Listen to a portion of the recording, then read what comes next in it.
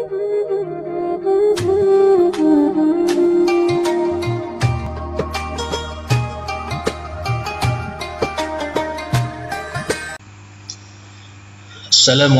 warahmatullahi wabarakatuh.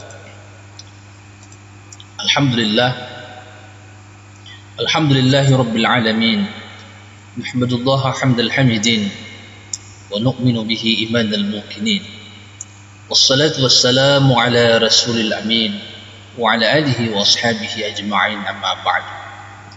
Jamaah subuh yang dirahmati oleh Allah, alhamdulillah adalah ucapan yang selalu kita ucapkan kepada Allah sebagai ucapan terbaik kita di hadapannya, sebagai ucapan terima kasih kita atas limpahan rahmat dan kasih sayangnya. Di subuh hari ini kita masih mampu bersama-sama melangkahkan kaki menuju rumah Allah yang mulia ini. Mudah-mudahan langkah-langkah kaki kita sampai kita kembali ke rumah yang semua ibadah itu menjadi pada akhirnya menjadi investasi kita di hari kelak insyaallah. Kaum muslimin sidang jamaah subuh yang dirahmati oleh Allah,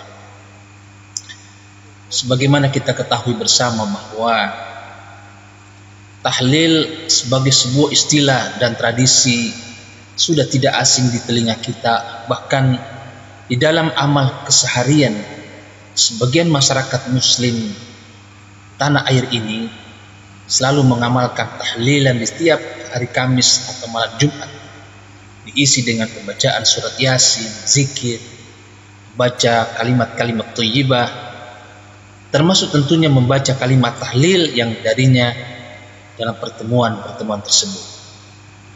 Tahlilan diambil dari kata tahlil, artinya membaca kalimat tauhid yang menjadi pembeda antara orang yang beriman dengan mereka yang tidak beriman. Tahlil adalah membaca la ilaha illallah, artinya tiada Tuhan yang patut disembah kecuali Allah. Kalimat la ilaha illallah menjadi pintu masuk ke dalam surga.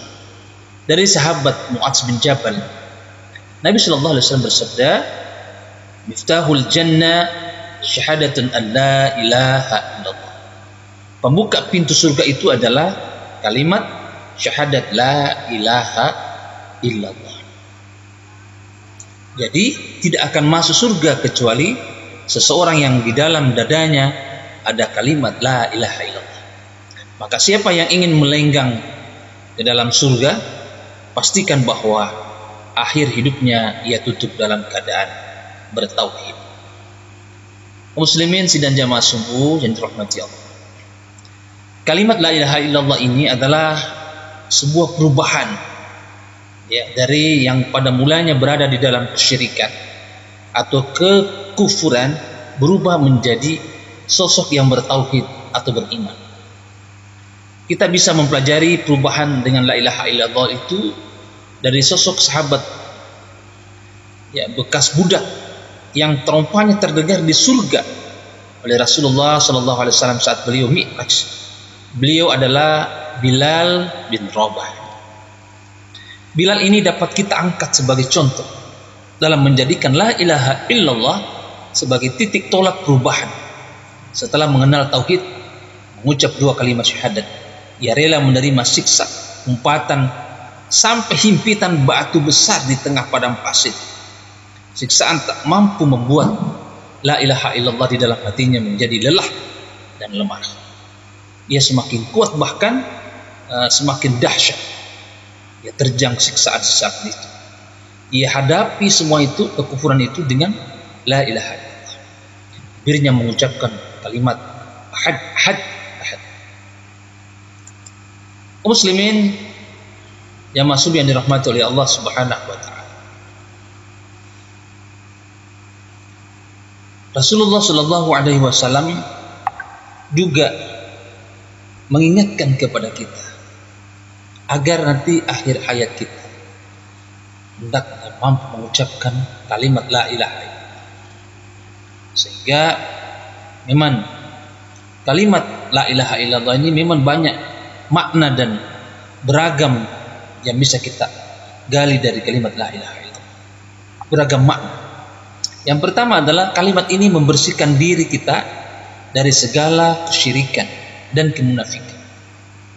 Seperti Sayyidah Sumayyah itu, bibirnya yang sudah ia bersihkan dari kesyirikan di masa jahiliyah, ia pertahankan habis-habisan, nyawanya menjadi taruhannya, dan benar saja ia merenggan nyawa dengan tombak menancap di rahimnya yang dilakukan oleh Abu Jahal, karena Sumayyah enggan kembali pada ajaran syirik dan jahiliyah. Yang kedua, bahwa kalimat la ilaha illallah itu bermakna menghilangkan ketergantungan dari selain Allah. Bukankah kita ketika sholat mengucapkan iyyaka na'budu wa iyyaka nasta'in, hanya kepadamu lah kami beribadah dan hanya kepadamu lah kami memohon pertolongan. Dan yang terakhir, makna la ilaha illallah itu menghindarkan diri kita dari segala keterikatan kepada selain Allah, ya, karenanya kita persembahkan kerja kita, karya-karya besar kita hanya kepada Allah Subhanahu wa ta'ala. Dengan la ilaha illallah kita bersemangat dalam menolong agama. Ya ayyuhalladzina amanu in tansurullaha yansurkum wa yustabbit aqdamakum. Kaum muslimin sidang jamaah subuh yang dirahmati oleh Allah Subhanahu wa ta'ala, dari sini kita mendapatkan pelajaran bahwa zikir dengan membaca la ilaha illallah harus benar-benar kita hujamkan dalam lubuk sanubari kita, mengakar kuat hingga tak mudah goyah dan lemah. Bahkan para ulama-ulama terdahulu, orang-orang sufi, ya, banyak yang mengamalkan mengulang-ulang bacaan itu sampai 70.000 kali, karena ada sebuah hadis yang sebagian ulama hadis mengatakan bahwa hadis ini adalah hadis palsu, tetapi bagi orang sufi dia memandang dengan kasyafnya dan pengamalan ini betul.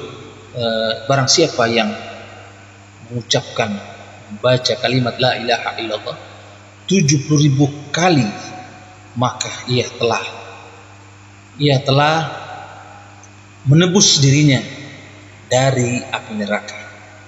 Oleh karena itu, kaum muslimin, bagi yang memiliki kesempatan, silakan bersama-sama memperbanyak kalimat la ilaha illallah, karena kalimat ini di samping dia sebagai penerang hati kita, juga dia adalah makanan ruh kita. Bukankah di dalam diri kita ada dua, jasmani dan rohani?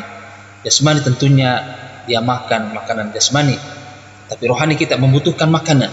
Salah satu makanannya adalah berzikir kepada Allah Subhanahu wa ta'ala. Yang kedua adalah dengan zikir itu adalah cahaya.